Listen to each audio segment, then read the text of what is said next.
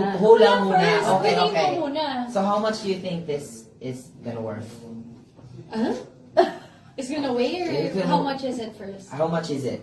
Okay, how much is it? Maybe 7,000 pesos. Pesos?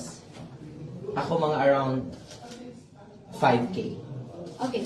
5K. Okay, and then the weight. Sige, wait. What's your guess?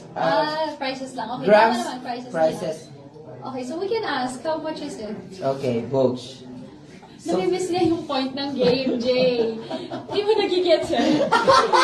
namin ang intro, so ito na.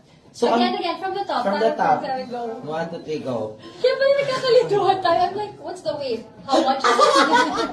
Okay, guys. Okay, 1, 2, 3. Hi guys! Good day, and today we're here in Dubai, and of course, nandito kami ngayon sa, and we're gonna play a game.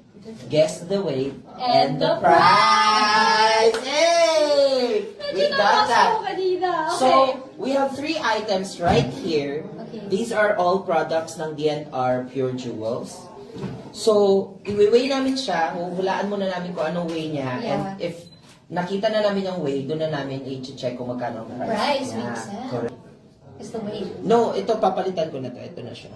Yeah. Okay, bagong item. Okay, so